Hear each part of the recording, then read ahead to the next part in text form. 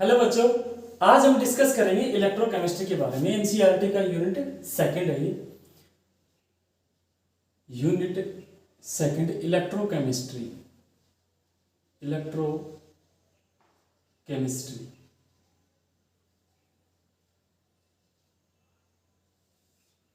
आइए हम डिस्कस करते हैं इलेक्ट्रोकेमिस्ट्री क्या होता है। सपोज अपने पास ये कोई सॉल्यूशन है। ये क्या है? सॉल्यूशन। ये जो सॉल्यूशन है ये इलेक्ट्रिसिटी का कंडक्टर होगा, ये इलेक्ट्रिसिटी का कंडक्टर नहीं होगा, या इसके अंदर ऐसा क्या कोई रिएक्शन पॉसिबल है जो हमें इलेक्ट्रिसिटी प्रोवाइड करवा सके, या इसके अंदर ऐसा कोई रिएक्शन पॉसिबल है जिसको हम इलेक्ट्रिसिटी दें तो डिफरेंट टाइप का रिएक्शन हो। मींस इलेक्ट्रोकेमिस्ट्री के अंदर हम इलेक्ट्रिकल एनर्जी को केमिकल एनर्जी और केमिकल एनर्जी को इलेक्ट्रिकल एनर्जी में जो चेंजेज होता है इसका स्टडी इलेक्ट्रोकेमिस्ट्री कहलाता है। इसके अंदर हम दो पोर्शन पढ़ेंगे। पहला तो होता है जो सब्सटेंस या जो इंस्ट्रूमेंट होता है जो इलेक्ट्रिकल एनर्जी को केमिकल या केमिकल को इलेक्ट्रिकल में चेंज करता है, वो कहलाता है सेल। क्या कहलाता है? सेल। सेल जो होते हैं वो जनरली टू टाइप के होते हैं।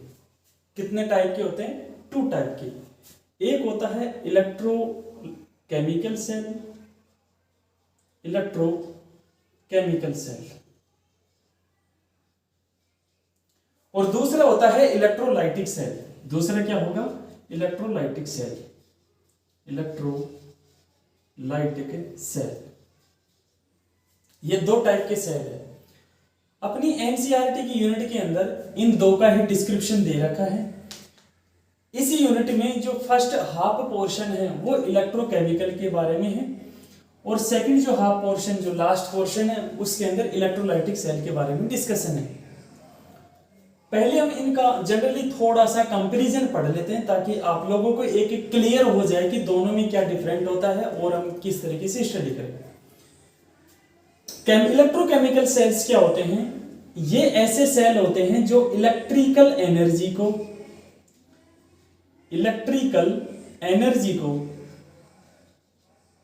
ये केमिकल एनर्जी में चेंज करते हैं। सॉरी, केमिकल एनर्जी को इलेक्ट्रिकल एनर्जी में। इलेक्ट्रोकेमिकल सेल क्या होते हैं? जो केमिकल एनर्जी को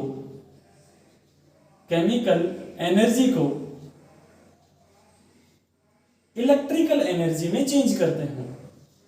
इलेक्ट्रिकल एनर्जी में चेंज करते हैं। ठीक है। इस टाइप के जो सेल होते हैं जनरली हम एग्जांपल लें तो इसके अंदर आता है Daniel cell. Daniel cell. Electrolytic cell क्या होते हैं? ये सेल इलेक्ट्रिकल एनर्जी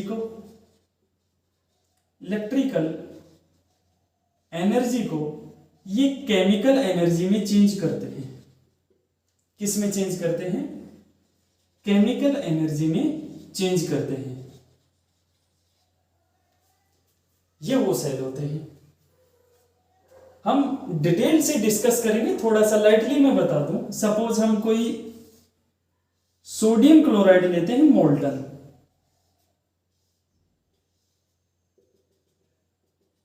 मोल्टन क्या लेते हैं? Sodium chloride. तो इसके अंदर क्या होंगे? Na+ और Cl- आयनाइज कंडीशन में होते हैं। और जैसे ही हम इसको सेल से जोड़ते हैं या एक्सटर्नल इलेक्ट्रिकल फील्ड लगाते हैं या एक्सटर्नल इलेक्ट्रिसिटी प्रोवाइड करवाते हैं तो क्या होता है? यहां पर शेल रिएक्शन होती है। ये पॉजिटिव हो गया, ये नेगेटिव। ठीक है। मींस यहां पर इस इलेक्ट्रोड से तो Cl2 रिमूव होगा और इस इलेक्ट्रोड के ऊपर सोडियम मेटल एब्स्ट्रैक्ट होगा। ये इलेक्ट्रोलाइटिक सेल होता है जो जनरली प्योरिफिकेशन में काम आता है ये सेल। और जो केमिकल सेल है वो डेनियल सेल है जिसका एग्जांपल, और हम उसको कुछ इस तरीके से डिनोट करते हैं। 11th में भी इसका थोड़ा बहुत डिस्क्रिप्शन। इसके अंदर दो जो कंटेनर होते हैं, एक के अंदर जिंक का रोड और एक के अंदर कॉपर का इलेक्ट्रोड, और जब इन दोनों को हम अटैच करते हैं तो इनके अंदर इलेक्ट्रिसिटी फ्लो होने लगती है। यहाँ पर ये साल्ट ब्रिज है, जिसकी वजह से इस सेल की जो काम करने की टेंडेंसी है वो इंक्रीज हो जाती है। अब ये रिएक्शन क्या होगा हम आगे डिस्कस करेंगे। तो आपको क्लियरली समझ में आया होगा कि इलेक्ट्रोलाइटिक सेल क्या होते हैं और इलेक्ट्रोकेमिकल सेल क्या होते हैं। चलिए हम डिस्कस करते हैं अब इलेक्ट्रोकेमिकल सेल।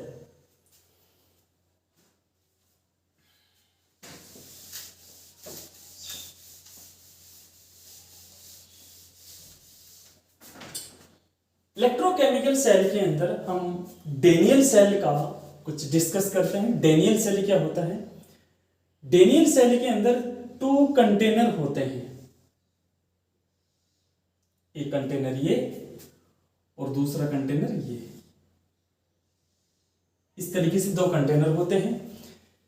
एक कंटेनर के अंदर कॉपर का इलेक्ट्रोड या कॉपर का रोड, वही इलेक्ट्रोड होगा, हम उसके अंदर प्लेस कर देते हैं। ये क्या है? Cu इलेक्ट्रोड, Cu इलेक्ट्रोड, ठीक है।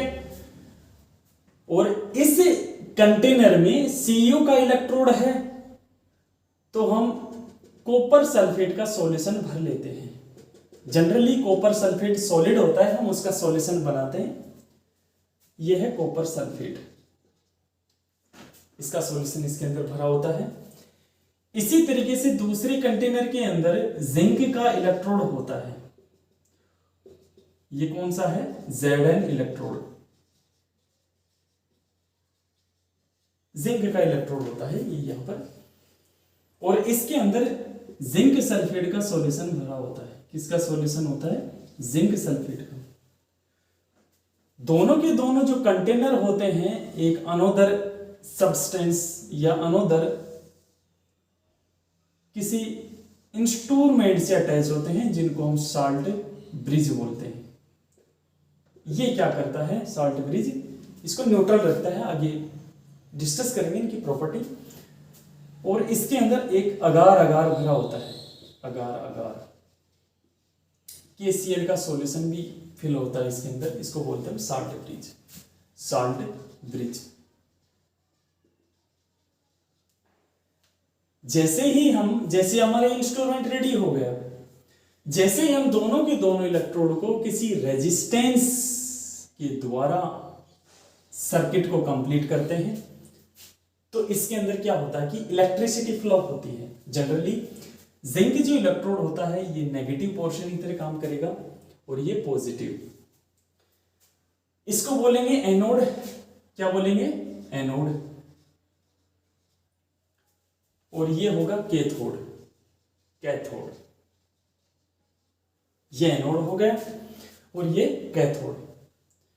इलेक्ट्रिसिटी या करंट का जो फ्लो होगा वो हमेशा पॉजिटिव से नेगेटिव की तरफ होता है, पॉजिटिव से नेगेटिव तक। और इलेक्ट्रॉन्स का जो फ्लो होता है वो नेगेटिव से पॉजिटिव की तरफ होता है।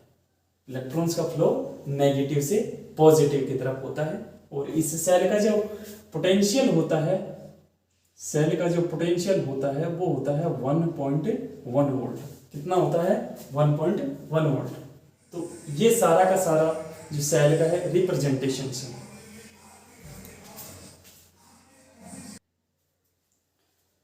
तो इस तरीके से अपना ये सेल बन करके रेडी हो गया और यही क्या कहलाता है? Daniel cell. इसी को क्या बोलेंगे हम?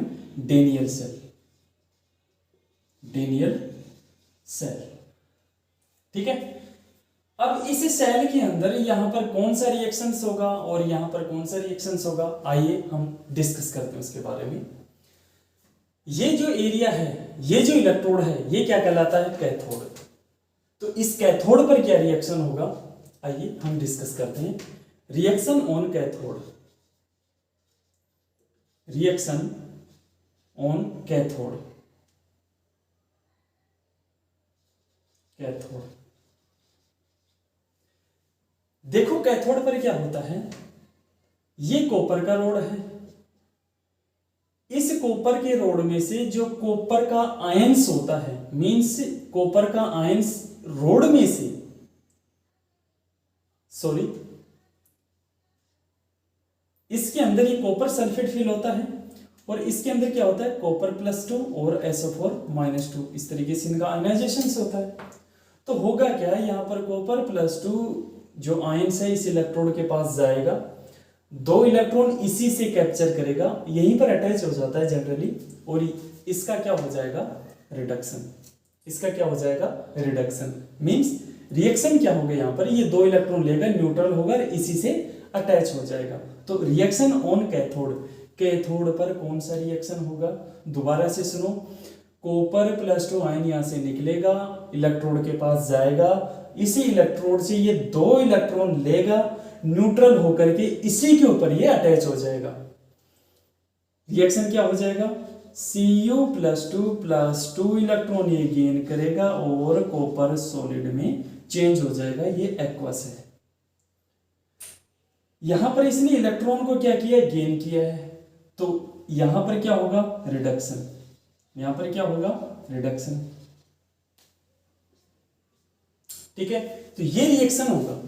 इसका मतलब क्या हुआ, अगर ये कॉपर +2 यहां पर अटैच होता जाएगा, अटैच होता जाएगा, अटैच होता जाएगा, एक टाइम ऐसा आएगा जब इसके अंदर जितने भी कॉपर +2 के आयंस हैं वो सारे के सारे खत्म हो जाएंगे। जैसे ही कॉपर +2 के आयन खत्म होंगे, ये सेल काम करना बंद कर देगा। ठीक है, तो इस तरीके से ये यहां पर रिएक्शन होता है और 2 इलेक्ट्रॉन ये कैप्चर करता है, किससे, इलेक्ट्रोड से, और इलेक्ट्रोड से जब ये 2 इलेक्ट्रॉन लेगा तो इसके ऊपर कौन सा चार्ज आएगा, प्लस चार्ज। इसके ऊपर कौन सा चार्ज आएगा, प्लस चार्ज। ठीक है, एनोड पर क्या रिएक्शन होगा, एनोड पर क्या होगा रिएक्शन, देखिए, रिएक्शन ऑन एनोड। एनोड पर क्या होता है, यहां पर ये जो जिंक का इलेक्ट्रोड है, इस जिंक के इलेक्ट्रोड में से Zn जो होता है वो 2 इलेक्ट्रॉन इलेक्ट्रोड पर ही छोड़ देता है और Zn+2 के फॉर्म में इस सॉल्यूशन में आ जाता है। एनोड पर क्या होता है कि ये जो जिंक है, इस जिंक के ऊपर 2 इलेक्ट्रॉन्स होते हैं, जिंक की जो आयंस हैं वो आयन के फॉर्म में सॉल्यूशन में आ जाएगा और 2 इलेक्ट्रॉन यहीं पर छोड़ देगा।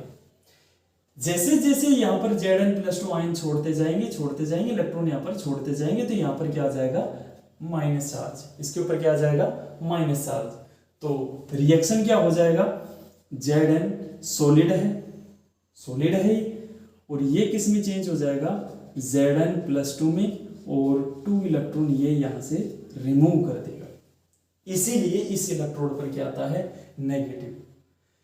यहां पर जिंक जो होता है 2 इलेक्ट्रॉन रिमूव करता है, जो स्पीसीज इलेक्ट्रॉन को रिमूव करती है उसका क्या होता है, ऑक्सीडेशन। इसका मतलब यहां पर जो हुआ वो कौन सा रिएक्शन है, ऑक्सीडेशन। यहां पर कौन सा हुआ है, ऑक्सीडेशन। तो इस तरीके से ये प्रोसेस चलता रहता है। तो यहां पर क्या होता है कि इलेक्ट्रोड से Zn+2 आयन सॉल्यूशन में आते हैं, बट यहां पर कॉपर +2 आयन इलेक्ट्रोड के पास जाते हैं। अब इसके केस में तो क्या होता है, जिंक अच्छा काफी बड़ा मेटल होता है, ये रोड जो होता है काफी बड़ा होता है, तो ऐसा पॉसिबल नहीं बनता कि ये, हालांकि धीरे धीरे ये कम होता जाएगा, बट ये तो है नहीं कि बिल्कुल ही खत्म हो जाएगा, ऐसा नहीं होता। बट हाँ, इधर ये कॉपर +2 का जो आयंस है ये सारे के धीरे धीरे जैसे सेल काम करता रहेगा उस समय ये धीरे धीरे ये खत्म हो जाएंगे। मींस यहाँ पर कॉपर +2 का जो कंसेंट्रेशन है वो धीरे धीरे कम होता होता एट लास्ट खत्म हो जाएगा। जैसे इसका कंसेंट्रेशन खत्म होगा, सेल काम करना बंद कर देगा। फिर हम क्या करते हैं, इस सॉल्यूशन को फेंक देते हैं, नए सॉल्यूशन बनाते हैं, दोबारा से डालते हैं, फिर सेल क्या हो जाता है, वर्किंग में आ जाता है। इसी सेल का जो पोटेंशियल है वो 1.1 वोल्ट है। आइए अब हम इसके कुछ थर्मोडायनेमिक्स का डिस्कस करते हैं। थर्मोडायनेमिक्स क्या होता है इसका,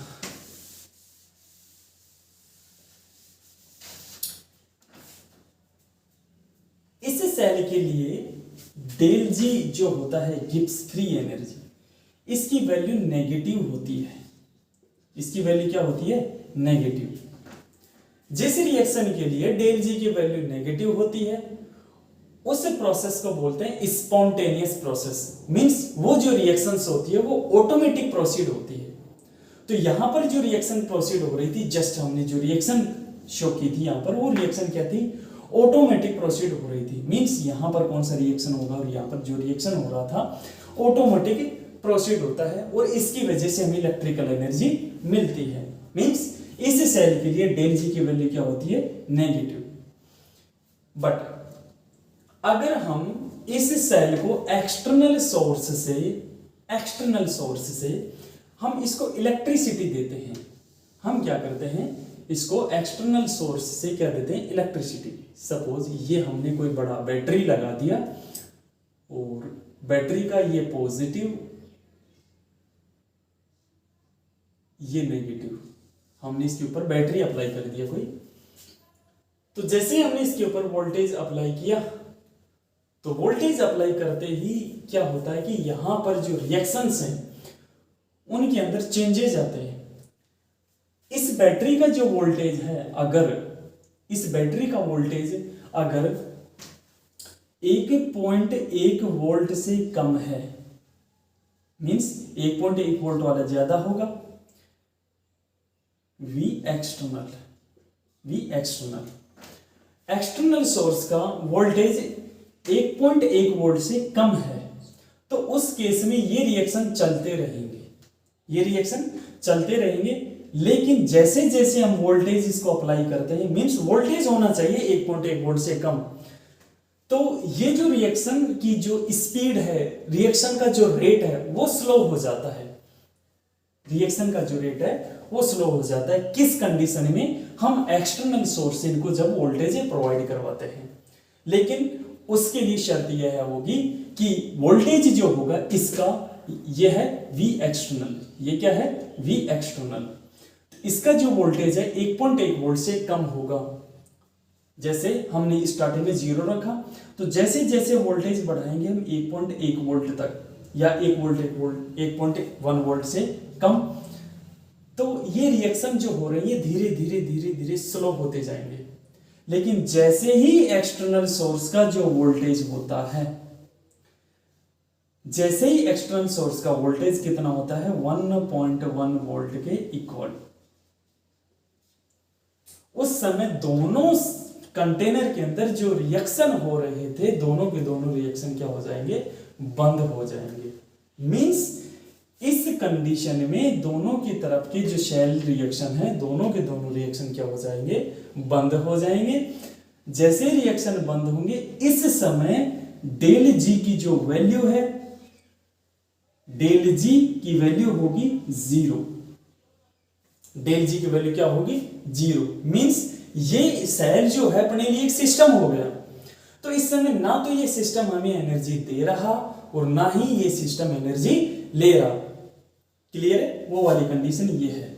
हमने 1.1 वोल्ट जब एक्सटर्नल सोर्सेज को अप्लाई किया, ये इसको दिया, दोनों के दोनों रिएक्शन क्या हो जाएंगे, रुक जाएंगे। लेकिन अगर हम एक्सटर्नल सोर्स का वोल्टेज 1.1 वोल्ट से ज्यादा रखते हैं, तो उस कंडीशन में ये जो रिएक्शन हो रहे थे, ये रिएक्शन अब अपोजिट होने लगेंगे। ये रिएक्शन क्या होने लगेंगे, अपोजिट। आइए हम दोनों कंडीशन को देखते हैं, पहले रिएक्शन कौन सा था, अब कौन सा होगा।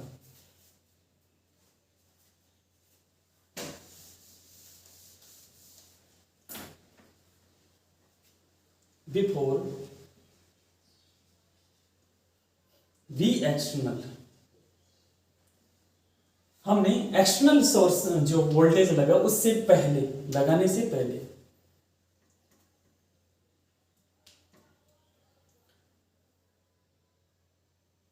कैथोड पर कौन सा रिएक्शन था, मैं डायरेक्ट लिख देता हूं एक बार। कैथोड पर तो क्या होगा, जो कॉपर प्लस 2 है ये किस में चेंज हो रहा था, 2 इलेक्ट्रॉन ले रहा था और ये कॉपर में चेंज हो रहा था। एनोड पर कौन सा रिएक्शन था, Zn जो है वो सॉलिड की कंडीशन में था और ये Zn+2 में चेंज हो रहा था और 2 इलेक्ट्रॉन यहाँ पर रिमूव कर रहा था। ये कंडीशन तो कब है, जब हमने कोई एक्सटर्नल सोर्सेज नहीं लगाया। इस कंडीशन में डेल जी की वैल्यू क्या हो जाएगी, नेगेटिव। डेल जी की वैल्यू क्या हो जाएगी, नेगेटिव। दोनों के दोनों ये जो रिएक्शन है ये रिएक्शन होना बंद हो जाएंगे, मींस कैथोड पर क्या होगा, कैथोड मैं लिख देता हूं यहां पर अच्छे से, reaction on cathode, reaction on cathode, cathode पर क्या होगा, दोनों में जो रिएक्शन था, पहले कौन सा रिएक्शन हो रहा था, कॉपर +2 इलेक्ट्रॉन ले रहा था और इसमें चेंज हो रहा, तो ये रिएक्शन नहीं होगा। Zn जो है एनोड पर क्या होगा, एनोड पर जो Zn चेंज हो रहा था किसमें, Zn+2 में, वो रिएक्शन नहीं होगा।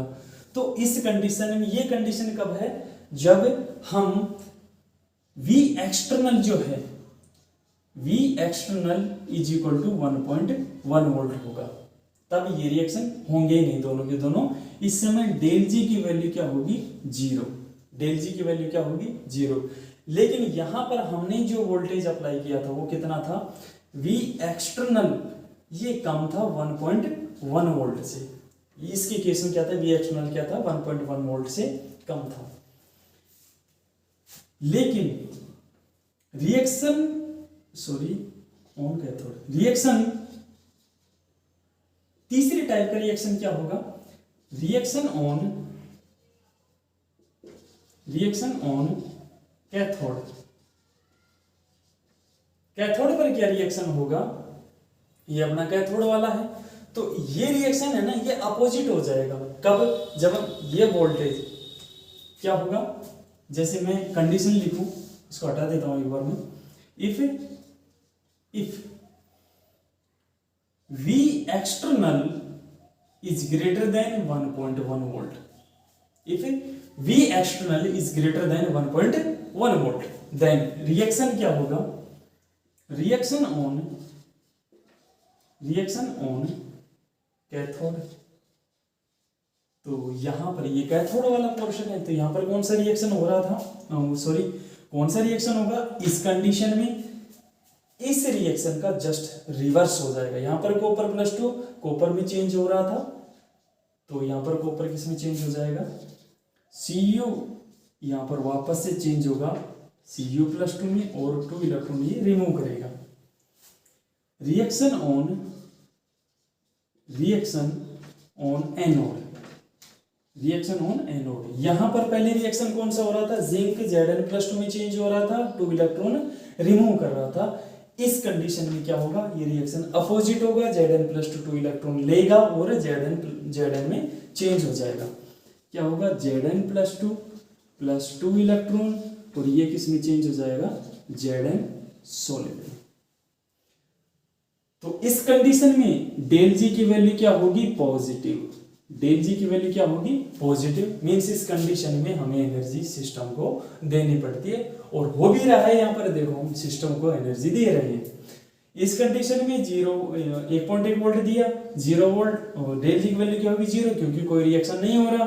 इस कंडीशन में एक्सटर्नल सोर्स भले ही हमने अप्लाई किया, बट 1.1 वोल्ट से कम है, मींस फाइनली सिस्टम हमें एनर्जी दे रहा है, ठीक है। तो ये हुई इनकी कंप्लीट थर्मोडायनेमिक्स। एनी क्वेरीज हो तो आप जो कमेंट सेक्शन में डाल देना, और इसी तरीके से धीरे धीरे ना आपको एक बहुत सारे वीडियोस हैं मिलने वाले हैं, केमिस्ट्री से रिलेटेड जितने भी प्रॉब्लम्स होंगी वो भी सॉल्व होने वाली हैं। और जब भी कभी मुझे टाइम मिलेगा तो मैं आप लोगों को एक लाइव सेशन वाला वीडियो ज़रूर अप्लाई करूँगा, ताकि आप अपने जितनी भी क्वेरीज हैं, जितने भी अपने जो क्वेश्चंस हैं, वो आप एक डायरेक्टली आप कमेंट के द्वारा या डायरेक्टली आप क्लियर करवा सको, ठीक है। तो ये था अपना डेनियल सेल से रिलेटेड, ठीक है। Thank you.